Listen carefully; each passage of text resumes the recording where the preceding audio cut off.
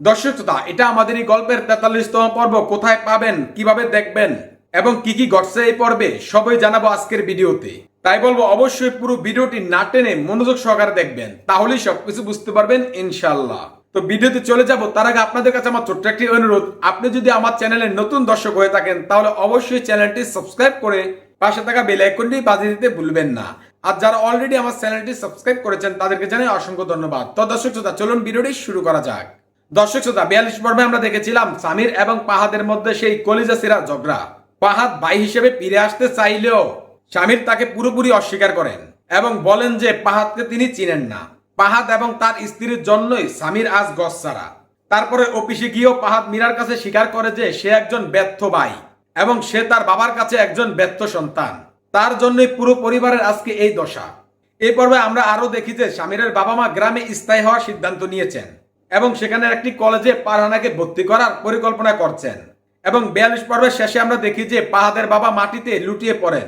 43 পর্বের শুরুতে আপনারা দেখতে পাবেন যে পাহাদের বাবাকে গ্রামের একটি হাসপাতালে নেওয়া হয়েছে।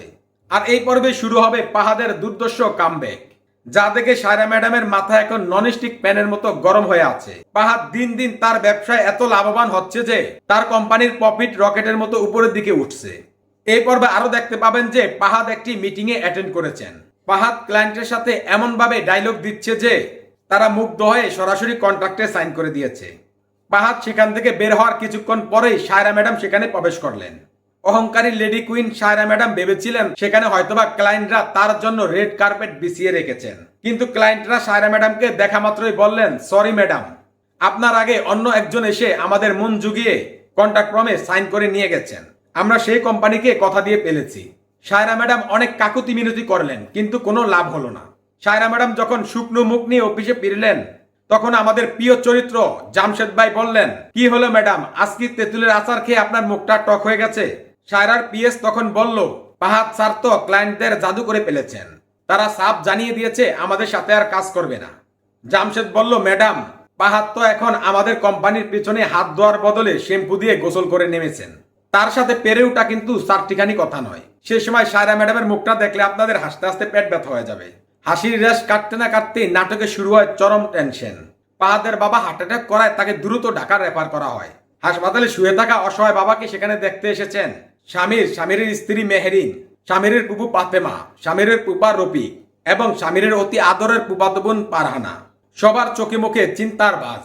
খবর পেয়ে পাহাদ পাগলের মতো হাসপাতালে ছুটে আসেন। সে ভেবেছিল এই বিপদে বাবার কাছে সে এসে ক্ষমা চাইবেন এবং বাবা হয়তো তাকে ক্ষমা করে বুকে টেনে নিবেন, কিন্তু দৃশ্যটা ছিল একদম উল্টো।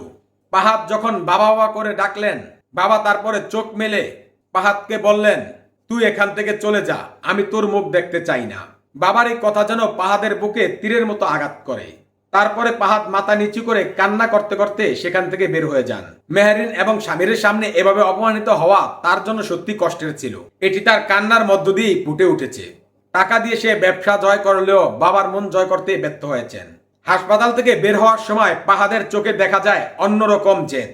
পাহাদ মনে মনে প্রতিজ্ঞা করে যে কোনো মূল্যেই হোক সে তার পৈতৃক বাড়িটি পুনরায় উদ্ধার করবেই। সায়রা ম্যাডাম কি তাকে সেই সুযোগ দেবেন, নাকি সে নতুন কোনো পাত পেতে রেখেছে পাহাদ কাটকানোর জন্য, নাকি পাহাদ একাই সব লন্ডমন্ড করে তাদের পৈতৃক বাড়িটি উদ্ধার করে আনবেনই? দর্শক শ্রোতা, আপনারা এই টান টান উত্তেজনা 43তম পর্বটি 8 এপ্রিল বুধবার দুপুর 12টায় ইউটিউব চ্যানেলে দেখতে পাবেন। তো এই পর্ব সম্পর্কে আপনাদের যদি কোনো মতামত থাকে তাহলে অবশ্যই তা কমেন্ট করে জানাতে পারেন। দেখা হচ্ছে পরবর্তী পর্বে। সে পর্যন্ত সবাই ভালো থাকবেন, সুস্থ থাকবেন। আল্লাহ হাফেজ।